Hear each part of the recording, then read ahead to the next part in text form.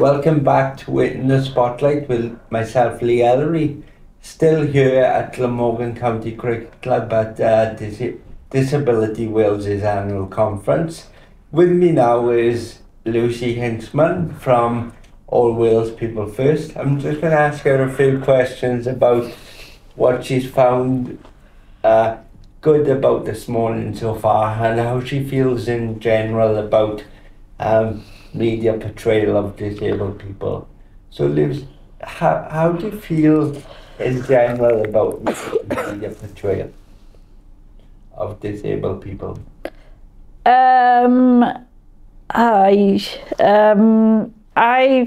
think that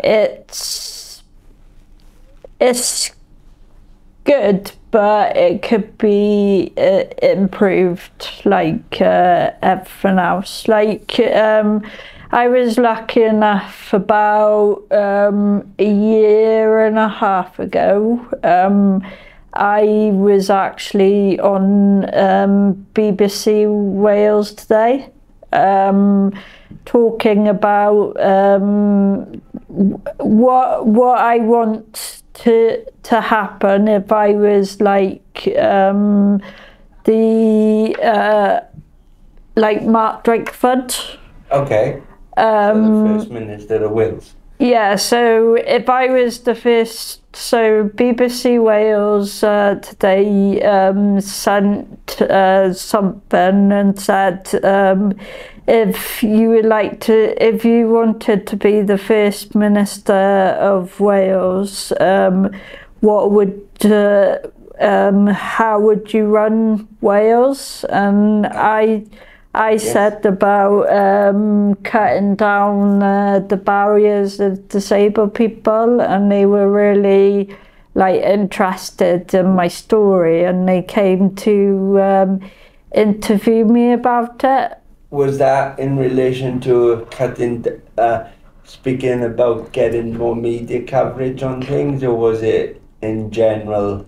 It was just in general, and then I got invited to like a task force group, I think, about like the BBC, and me and Kelly Stewart from All Wales People First sat on it, and I think it's important to have disabled people in the media, because if there was like one thing you could say to any of the broadcasters here today about how they could improve their coverage, what would that be? Just raising awareness, really, and coming to talk to like people like All Wales People First, even like local People First groups across Wales, just raising awareness and say, like, look, we come and talk to us, and we'll be able to share our stories to them. I don't know about you, but to me, the media don't portray disabled people as they should. What I mean by that is, if disabled people have a story, it's up to people like myself and SwanTV to come to events like this and cover events such as this. But do you think that more needs to be done with organisations like the BBC, HTV, in terms of disability awareness training, maybe, for them not to be scared to approach people like us? Well, we could have the media. Well, the journalists here today could have done interviews with people with disabilities.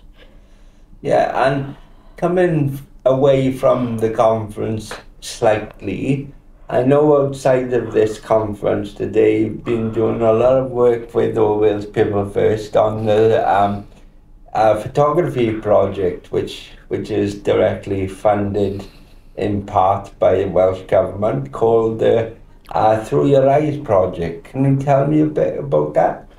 So the Through Our Eyes project was lottery funded by the Welsh Government, and it's a project celebrating the lives of people with disabilities and their achievements, breaking down the barriers to what disabled people can do, like going out shopping, playing sport, going to work. So basically it's challenging people's, the public's perceptions around disability, because why can't we go out on a Friday night clubbing? Why can't we not go to work like everybody else? Because because we're still human at the end of the day. And you've just hit the nail on the head, and I think what people are generally afraid of, yes, we might have disabilities, but we are capable of doing things, and it's things like today's conference that really should show that, and really we should be a beacon to people that may be watching my show today, or if the BBC were doing something in the future, they should look at this conference again and say, well, if they can do it, so can we. We need to improve our content. This is how we're going to do it. So let's get together with a group of disabled people and work the best way forward. Yeah, I agree. That's the only way that we can solve it, really. Well, thank you for joining me today, Lucy, and good luck with your work in the future. You're welcome. Thank you. That's another guest from the Disability Wales annual conference, Lucy Hinksman, talking to me about her experiences in the media and her project called Through Your Eyes project, which was funded by the National Lottery. More guests later.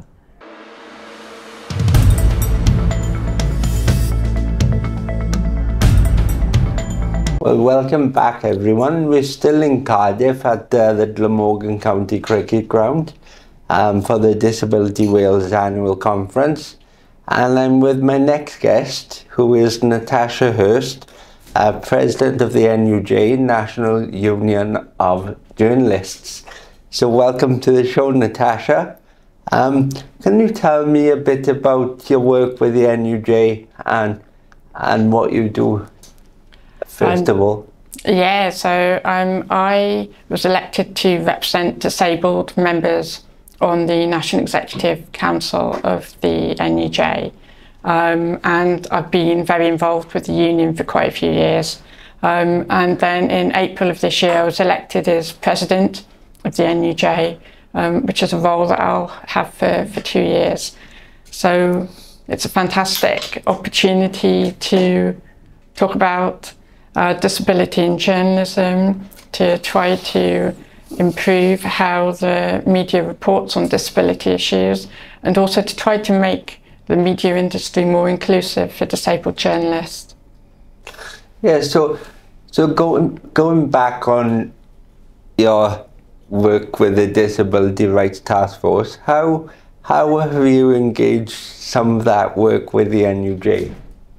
Well, I was initially involved on the Locked Out report steering group, and then when the Disability Rights Task Force was set up, I was asked to chair the Access to Services, including Communications and Technology Working Group, which is a bit of a mouthful. But there was an opportunity in there to come up with some recommendations for how the media can improve how it reports on disability issues. So throughout that whole process, I've been engaging with disabled members in the NUJ and with the NUJ Disabled Members Council, which is elected representatives from all around the media industry. And they have been helping to inform me with the work that I've done on the Disability Rights Task Force. So I've been able to bring in different voices, so it's not just me talking. Yeah. And do you think in general the media is getting better in representing disabled people and their views? I think it's still a really mixed picture. I think there's more awareness around disability equality and the need to be aware of stereotypes and improve reporting. And I think that we've got some really, really good journalists who are doing great work, but there's not enough of them. Yeah. So you say there's not enough of them. If there was one thing that you could say to anybody watching this today, what would it be to get them involved initially? I think it's really important that disabled people realise that journalism can be a career for them. It's really important to encourage disabled people to think about going into journalism, and also just if you've got a story to tell, get in touch with your local paper or get in touch with the BBC or ITV and share your story with others. But you say get in touch with the bigger organisations, but people do, and they don't cover their stories. So do you see ways of breaking down barriers to try and solve that issue? I think the event that Disability Wales is holding today will help to break down some of those barriers, because especially when you're covering news stories, it's a very, very fast-paced environment and you need something that is current and relevant to things that are happening today to get journalists to take a story and report on it. And sometimes it just doesn't work out, but keep trying. I noticed in the Q&A just now we heard from Trevor and his experience with the BBC. How can we stop things like that from happening, do you think? It's an ongoing process. We have to keep campaigning, we have to keep raising awareness. The NUJ is working with Disability Wales to come up with training and resources to support journalists to understand how to report better on disability issues and how to be more inclusive for disabled people who have a story to tell.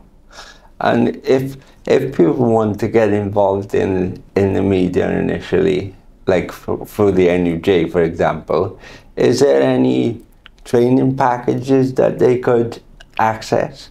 No, the NUJ is a trade union, so we are there to represent people and promote their rights at work.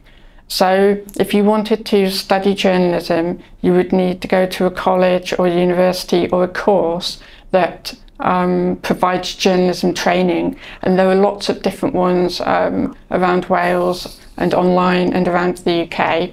There's also the I've forgotten the name of it, sorry. There's like a disability academy that specifically exists to train disabled people to be journalists.